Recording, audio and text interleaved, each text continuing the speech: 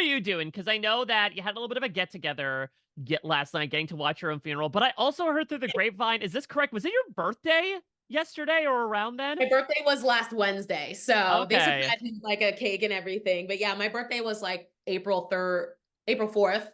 Ron Clark was April 3rd, so we had a whole thing too there. Oh my goodness. Well, what was it like getting to watch all this stuff unfold amidst, your own crowd getting to watch your own game fall apart? It was the way I would have gone out. Like, I thought to myself back and forth, like, "Should I do something? Should I not do something? Like, how will I feel if it's just me sitting in my living room?" Like, and I'm gonna be like, I sacrificed a lot for this whole journey, like, time with my family, my, like, just challenging myself mentally. I'm like, "You know what? I don't have the biggest ego on the block, but, like, I want some flowers. Like, I wanna be surrounded by people who really were down for me, who weren't like trolling me, but who were like really supportive. So like, let me go just randomly throw a party. It was packed. Like, I was so happy that everybody came out, and it was the best time, honestly. Well, speaking of giving you flowers, I want to start with where things ended because when I talk to a lot of people, and specifically when they get blindsided, they talk about it all sort of being a blur, especially in retrospect. I mean, Yeah. how much do you recall about the decision for in that moment where you are clearly stunned to like start interrogating, to do this interesting embrace with Venus, to wish everyone well on the way out? What was going through your head during these moments where you're absolutely spinning?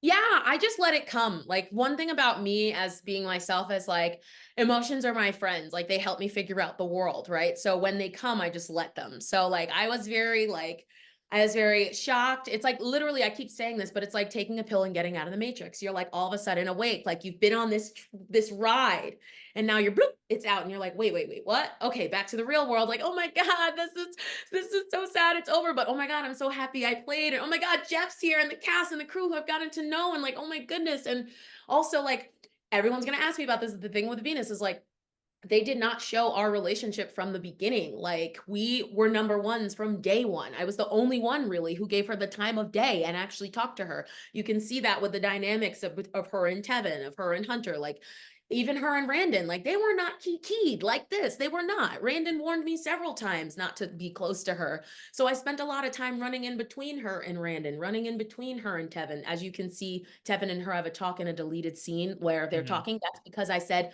Tevin, give it a chance. Like, Venus would come to me and say, like, nobody likes me. Nobody wants to talk to me. I'm like, you have to like go out and like try to change that. But I would also like try to help bridge those connections. And by the end of day two, that was making like Tevin sus of me and Hunter sus of me. And I was like, I'm going down with a sinking ship. I can't do this anymore. And I did my best, but like, it was so complicated, and that's why people are confused about the hug at the end, because they didn't know all of this. They didn't know the establishment. They didn't know how much I was actually like trying to help her, how much I was there just listening, even when she was like snappy at me. Like, it was, so that's why that happened. Yeah. So, well, when you look back at the crowd, because like we'll certainly get into the Tevin of it all. I mean, are you sort of looking at people's faces because there were these two votes for Venus for you to kind of judge? Okay, who's the one that flipped? Who's the one that's behind this? No, honestly, I was in the vote. Like, if you're my parchment right now, I was like this. Like, and as I kept seeing my name, I was like, wait, what? Just confusion. I just looking at all of them as a group, I was just like, what? And then it was over. But I wasn't the only one I thought who could have led the vote was Venus, because she was spreading my name all over the island. Like, once it was, she felt like I wasn't her friend anymore, or like I wasn't like being there and being her one person, like that was it. Like, my name was all over the place. And I was like, oh, it was probably you. And respect, because we were like, once we couldn't trust each other, which was natural, we were like going for each other because one had to get out the other. It's like, you or me first, boo. Like, respect. Like, if she had been the one to lead the vote, that's why I hugged her, because I was like, yo, we had a crazy ride. You know what I mean? So Yeah, on that note, I mean, it's so interesting how it really did feel like we just kept coming back to like spats between the two of you. But to your point, like there was probably some sort of bedrock of a relationship there. What was it like from your perspective to be like, this is a relationship based game, but at the same time, I am getting in fights with this person who's yeah. accusing me, for example, of voting for her? Right. And it wasn't necessarily spats. Like I never brought things to the table and was like, Mm. you like this is like it was never, it was like um, I was really just, like, on the receiving end of a lot of things, like, her toe getting run over was, like, apparently my fault when, like, in the clip, you could clearly see, like, I'm pushing and she's alongside of it, and I have to keep pushing, and I literally say, "She's gonna get smashed," like, I said it out loud, and so I had to move around her. Like, that was my fault, or just not talking to her anymore is just, like, the worst thing in the world, and then she's like, "You don't have to do that, you don't have to do that." Like, it's a lot of me going, your feelings are valid. Like, I understand, like, and just kind of absorbing this because, like you said, it's a relationship based game. I cannot meet that with like aggression or anything like that. I mean, I'm going to hold my own and set boundaries. Like, don't talk to me any kind of way, but like, I have to be very delicate. I have to be very delicate with it.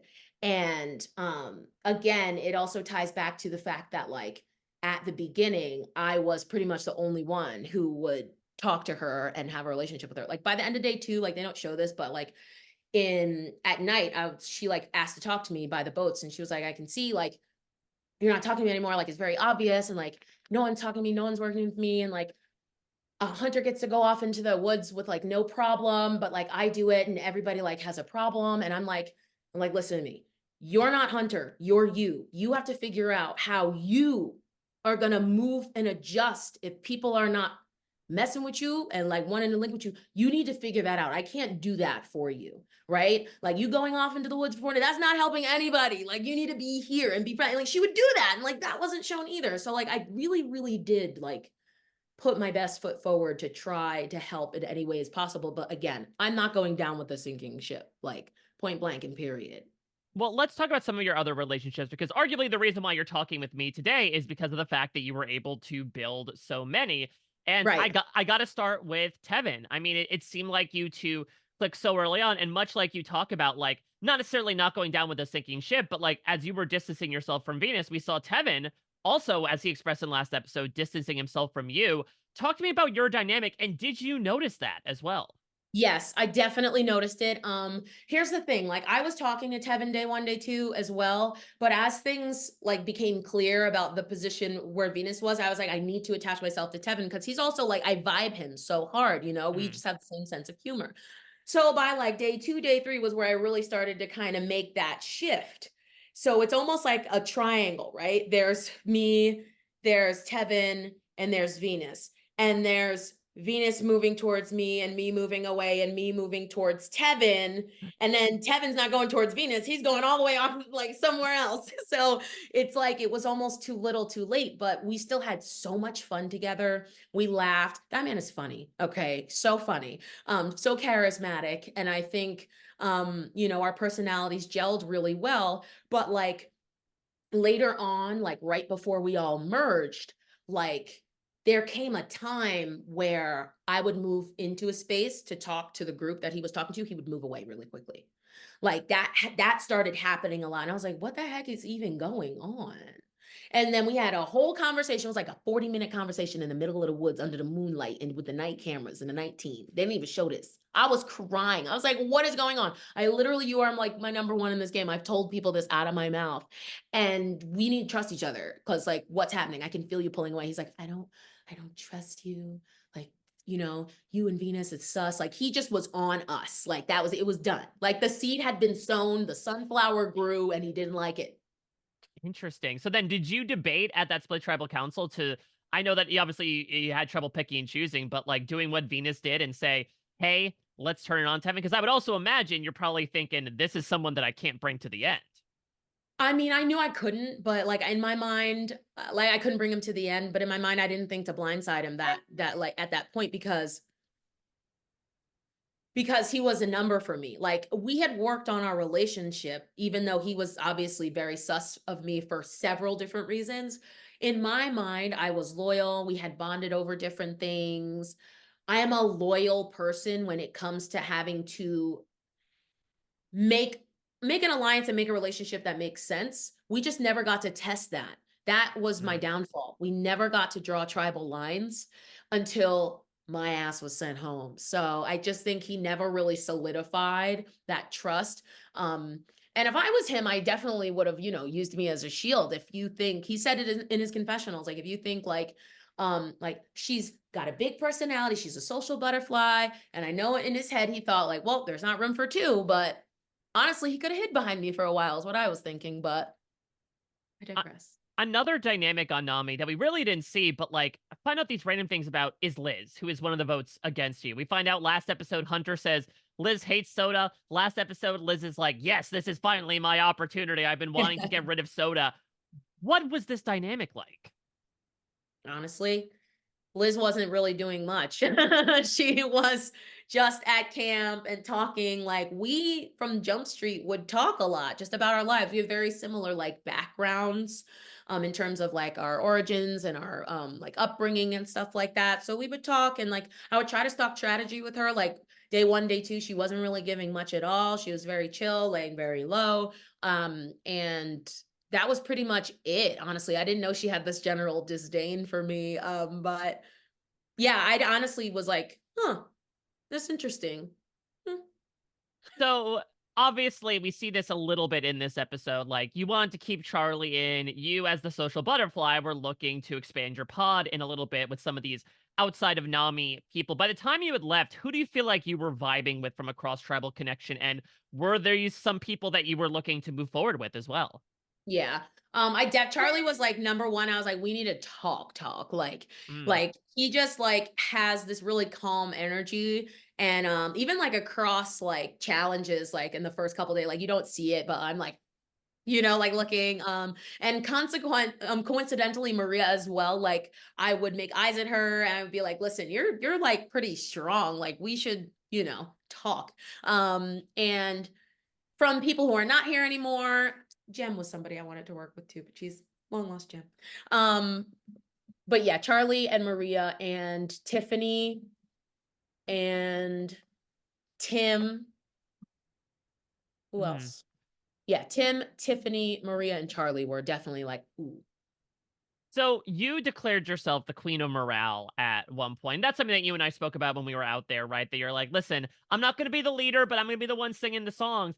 And everything can be weaponized in Survivor. And while that Yeah. helped, beat the drum of Nami, this could arguably be a reason why people were like, wow, Soda is out there. She is given a good vibe to everybody. She could be dangerous in the end. How much did you weigh that in your head as you were playing the game? No, that's totally valid. Not a lot. And this is what I told Jeff, like, because he mentioned it on the podcast, like somebody as, as you is not somebody I would want in the game for long. And I was like, listen, I'm gonna feel the vibe out. I'm gonna see how it goes. And I'll take the soda dial and I'll maybe dial it down if I need to. Most of the times it goes up, but it's just like whatever I feel is there. Like the thing about the new era of Survivor is like they take real people and they say, let's see what happens when you're all together. In a different group, maybe things would have worked out differently. But I said, as long as I'm true to myself, that's all I want to be. You know what I mean? So I said, if it shoots me in the foot, it shoots me in the foot. Somebody might want to use me as cover for a while, and I could pick things up and maybe, make some adjustments, later on in the game. But I have no regrets. Okay. If you had survived that tribal council, because Venus would be gone, but did you feel strong with Nami? Were these some of these other people you want to proceed forward with? Were you eyeballing an endgame at all at a final 10? Not really. I just knew that I wanted to stick with Hunter and Tevin because I felt like Hunter and Tevin were never going to break up. Like it was Mm. very clear. They have so many things that are similar. They're both from the South. They're both very religious. Like that's it. They both work hard. They're very strong. That's it. You could see it. It's like you can't, some stuff you just can't hide on Survivor. I was like, I need to attach myself to this because a 3 is powerful. Right. But I just didn't have a chance to like prove my loyalty to them. So yeah, Mm. that was really my next step in my brain. Last thing I want to ask is there's just this one random line from last night. It's on the other group where Ben says, Q, you and Soda got to start a talk show. And we got so many funny things in the challenge, but I have to imagine for as long as you were sitting out there, like, there was certainly a lot of chatter on the bench, I'm assuming, to pass the time. Any highlights you want to give off from that day? No highlights. We were keying over there though. We were cracking up at Tim talking, like we were dying. Um, I do remember though, there was something I whispered to myself, and I guess it was loud enough to be heard because Maria, her foot started to dip and almost touch the thing in her back foot. And I said, she's gotta lift up that back foot. It sprung up like this. Her foot sprung up, and I was like, all right. I was gonna say, if she had been disqualified because of that, she'd be like, "I'm voting Soda out. She's the one who tattled on me." Well, it was such a delight to talk with you. Listen, I know that it has not been the easiest, few weeks for you. But I think to your point, the first one that you made, like getting to surround yourself in person with the people that have been there for you both the past few weeks and the past few years, it's something that I think it's a reminder to you of like the love that you spread and the love that you receive in turn. And so I do hope that you felt that. I am one of, I guess, the million hearts perhaps that you have won ever since we were talking out in Fiji. Obviously, I wish, we were talking in about a month or so when you had $1 million check to your name, but now you get to serve looks on the jury, and I'm super excited to see So Did the Yes, baby. Juror. You're gonna be making commentary like you were in the challenge, like, oh no, Tim shouldn't have said that. Word. Oh, wait. It's gonna Oh be my goodness.